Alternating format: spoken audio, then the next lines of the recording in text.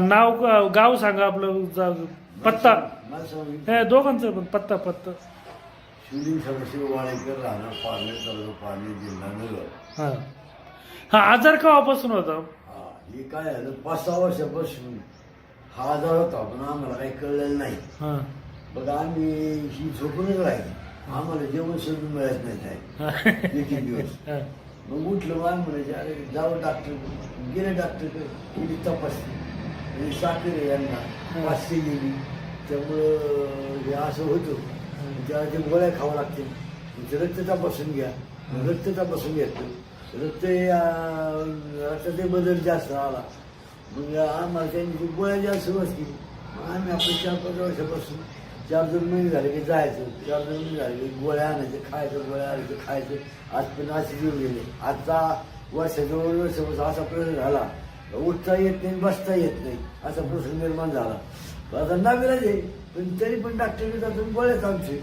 मग आता योगायोगाने आम्हाला 4 दिवसापूर्वी कळलं बुवा की आशाची डॉक्टर आहे तिथे पारनेरला, आणि ती काय म्हणते त्याला न्यूरोथेरपी करतात बुवा, तरी फरक पडतो असं कळलं आम्हाला. मग आम्ही आलो.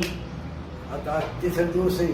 पहिल्या दिवशी काय अवस्था होती आपली? पहिल्या दिवशी म्हणजे चालता येत नव्हतं ना, चालल्यानंतर 3 जागी बसावं लागलं आम्हाला. 3 फाटागाव भर आहे त्यांचं, त्यावेळेला 3 ठिकाणी बसून मग दवाखान्यात यावं लागलं.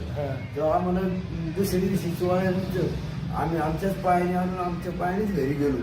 म्हणजे थोडासा फरक वाटलाच आम्हाला, तरी म्हणजे आत्मविश्वास वाटा का बाबा बरं होईल. आता ह्या चोळण्यामुळं का होईना काहीतरी आजाराला आपला फरक पडणार आहे अशी खात्री पटली. नाही पेशंटला इथून 2-3 वर्ष रात्रीची झोप लागत होती का? नाही झोपण्याची 11 वाजे 11:30 वाजेपर्यंत जागीच असते. लोकवरी जरी पडून राहते ती झोप येतच नव्हती.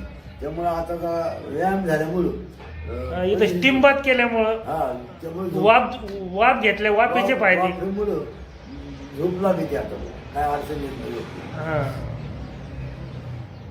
चालेल. तुम्हाला काय वाटतंय, फरक वाटतोय ना? फरक वाटतोय, व्यवस्थित आहे. व्यवस्थित आहे.